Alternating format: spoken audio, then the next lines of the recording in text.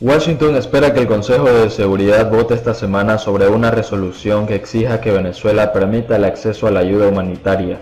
La crisis humanitaria está empeorando en Venezuela a medida que se intensifican la tensión y la violencia. Ante esta trágica situación, los países europeos del Consejo de Seguridad de la ONU y los representantes del Grupo de Lima han pedido moderación, el uso de la fuerza letal y la necesidad de que Caracas permita el acceso a la asistencia. También condenaron la intimidación de civiles y parlamentos que se movilizan para prestar ayuda humanitaria. Es urgente buscar una solución política inclusiva y pacífica, dijeron los socios europeos en una declaración conjunta. El país necesita un gobierno que represente la voluntad del pueblo. Elliot Abrams, enviado especial de Estados Unidos para Venezuela, denunció el hecho de lo ocurrido el fin de semana pasado. Muestra los intereses y las intenciones del corrupto régimen de Nicolás Maduro. La ayuda humanitaria se usa como una arma política, insistió Maduro. Mientras el gobierno tenga más tiempo, más será oprimido. La solución a la miseria y la tiranía es celebrar elecciones libres, advirtió, por lo que insistió en importancia de la comunidad internacional. El régimen de Maduro debe abdicar pacíficamente. También expresó su preocupación por la seguridad del presidente interino reconocido por el Parlamento, el líder de la oposición, Juan Guaidó. La reunión del Consejo de Seguridad se convocó a solicitud de los Estados Unidos, luego de la violencia perpetrada. Durante el fin de semana, el vicepresidente Mike Pence viajó a Colombia para reunirse con Guaidó y casi 50 países que quieren reconocer como presidente de Venezuela Juan Guaidó, entre ellos Francia y el Reino Unido, que también tiene un derecho de veto. Sin embargo, Rusia sigue apoyando a Maduro y su embajador ha descrito al jefe de la Asamblea Nacional, reconocido por medio centenar de países, impostor. Esta vez no intentó maniobrar para evitar mantener la reunión del cuerpo que garantiza la paz y la seguridad, pero volvió a atacar las tácticas estadounidenses y continuó las amenazas de fuerza. Los dos poderes redactaron proyectos de resolución en conflicto. Washington quiere que la ONU marque el inicio del proceso que llevará a elecciones presidenciales libres, justas y creíbles, con la presencia de observadores militares. Moscú ve esto como un intento de intervenir para cambiar el régimen. El ejército venezolano está protegiendo su frontera para garantizar su inviolabilidad, dijo el presidente de Rusia. El ministro de Relaciones Exteriores de Venezuela, Jorge Arreaza, dijo que Estados Unidos había organizado, financiado y dirigido agresión contra su país. Habló sobre los movimientos de tropas en el Caribe y las compras de armas para los opositores. También negó que su ejército utilizara fuerza letal. La agresión vino de Colombia, dijo en su discurso, mientras mostraba fotos de camiones en llamas. ¡Qué hipocresía! Elliot Abrams espera que su resolución sea sometida a votación esta semana, exigiendo que Venezuela permita el acceso a la ayuda humanitaria que Rusia bloquea, también China, porque considera que esto implica una interferencia externa. La subsecretaria general Rosemary DiCarlo pidió la defensa de los intereses de los ciudadanos y describió la situación como extremadamente urgente. El embajador alemán reiteró que la intervención es necesaria porque se están violando los derechos humanos y dirigiéndose directamente al ministro Arreaza dijo que se sabe que hay niños que están muriendo por impedir el acceso de la ayuda. Es una crisis provocada por el hombre, añadió el británico. Es la segunda reunión del órgano de la ONU sobre Venezuela que se celebra en un mes. El Consejo de Seguridad no está para crear las condiciones para que otros hagan la guerra, concluyó Arreaza, que pidió una resolución que excluya expresamente el uso de la fuerza como pide el presidente Donald Trump, el vicepresidente Pence o el jefe de la Seguridad Nacional John Bolton. Lean mis labios, añadió, el golpe fracasó. Estados Unidos tenía preparada una tragedia y le salió mal, concluyó. En otras noticias, el periodista Jorge Ramos de la estación de televisión Univisión llegó la tarde del martes al aeropuerto internacional de Miami, luego de ser expulsado de Venezuela por el régimen de Nicolás Maduro. Ramos entrevistó a Maduro en el Palacio de Miraflores, sede del Poder Ejecutivo, según su testimonio. Cuando pasaron unos 17 minutos de la entrevista, Maduro se levantó molesto por las preguntas y varios videos que le mostraron donde podíamos ver a jóvenes comiendo en los contenedores cerca del Palacio Presidencial. El gobernador ordenó la confiscación de los equipos de Univisión y Ramos. Su equipo fue interrogado y escoltado por el Servicio de Inteligencia Bolivariano, SEBIN. Lo que sucedió fue un acto de represión, una violación del derecho internacional, una violación de nuestro derecho como periodistas a hacer preguntas. Al final, nuestro trabajo es continuar haciendo preguntas incómodas a aquellos quienes están en el poder. Si no hacemos estas preguntas incómodas, no hacemos periodismo, dijo Ramos después de llegar a Miami. Según el periodista, Miraflores es una pequeña burbuja en la que creen que las cosas son como quieren y que están equivocadas. Según Ramos, la primera pregunta que le hizo a Maduro era si debía llamarlo presidente o dictador, después de lo cual el presidente sacó una copia de la Constitución y le dijo que él era el presidente constitucional. Ramos le recordó que este no era el caso para millones de venezolanos, ni para el presidente Juan Guaidó, ni para el parlamento que lo considera un usurpador.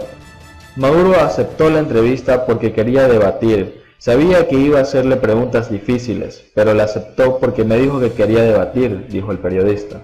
La entrevista también fue tensa cuando Ramos le preguntó sobre el pollo.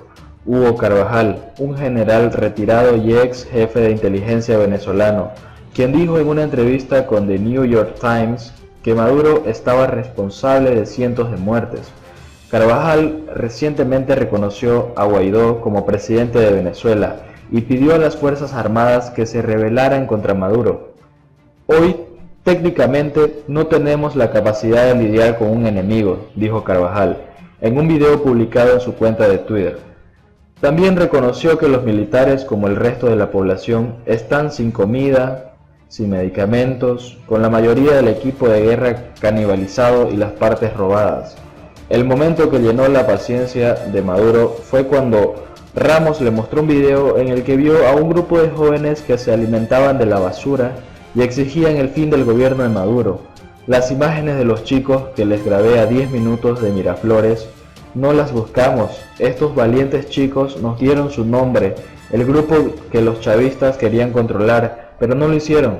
Tengo más, dijo Ramos. Loco, cabreado, se negó a ver las fotos y trató de cerrar el iPad donde se le mostraron, dijo Ramos.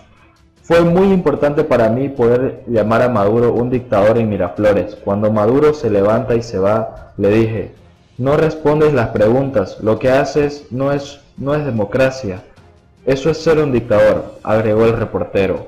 Según Ramos, el equipo de comunicaciones de Maduro no intentó en ningún momento averiguar qué preguntas se le harían al presidente ni establecer las condiciones para la entrevista. Maduro pensó que ganaría la entrevista. Recientemente entrevistó a varios medios internacionales y lo hizo bastante bien. Pensó que podía ganar todas esas entrevistas, dijo Ramos cuando llegó a Miami. Ramos aseguró que no había libertad de expresión y prensa en Venezuela.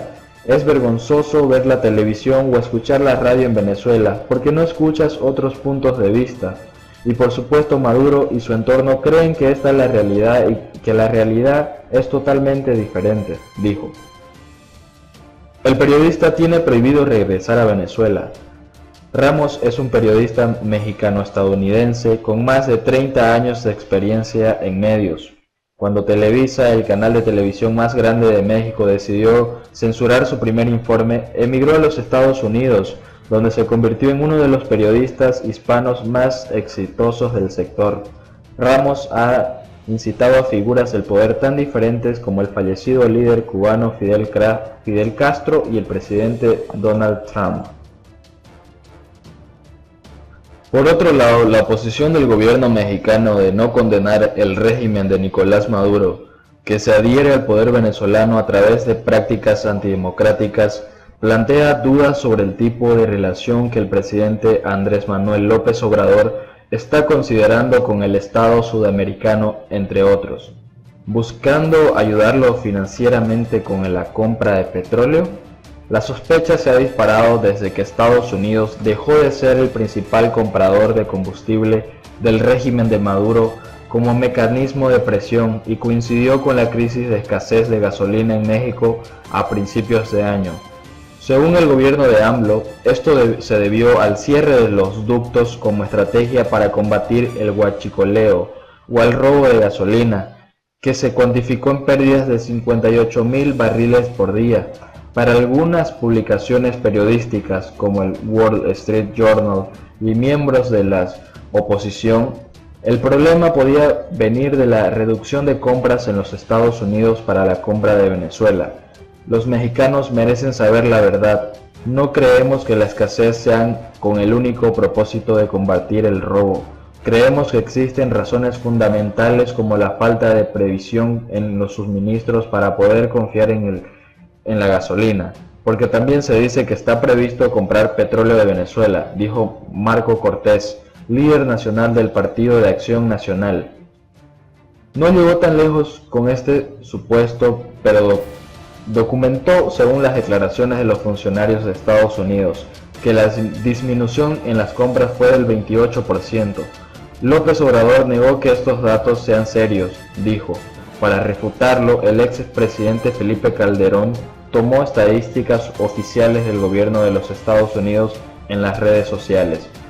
Hasta antes de las sanciones a todas las empresas, a las importadoras que compran petróleo venezolano, Estados Unidos era el principal comprador de combustible de este país, cuya economía depende casi exclusivamente de estas ventas, razón por la cual se opusieron, buscando nuevos clientes entre aliados como India, China y Rusia. En México, la secretaria de Energía Rocío Nale dijo a los legisladores de petróleos mexicanos: no compró petróleo o gasolina, sino que la importación de gasolina, otras empresas privadas tienen permiso de importar y sobre esto no existe ninguna regulación que limite el país de origen. Según algunos analistas políticos, el coqueteo del gobierno mexicano con Nicolás Maduro se negó a reconocer al parlamento de Juan Guaidó como un gobierno alternativo y ofreció solo su mediación. Se debe a las simpatías de AMLO y su partido por la creación de un eje económico y político con regímenes radicales de izquierda en América Latina. Jacob Polensky, el actual líder de Morena, vino a pedirle a la gente en sus discursos que nos ayude a hablar sobre la grandeza de Hugo Chávez y la magnitud del gobierno bolivariano de Venezuela, la admiración y el respeto que no podemos generar nada, no puede hacer nada más para honrar a Hugo Chávez, dijo Rubén Cortés, director del periódico de oposición Contrarréplica en la capital mexicana. Por esta razón, señala que desde un punto de vista financiero, el Tren Maya, por ejemplo, no tiene potencial turístico y que busca crear una ruta de comunicación entre Centroamérica y Cancún, que este es el punto más cercano a Cuba, 210 kilómetros, para formar un corredor colaborativo, un eje Cuba-Venezuela-México.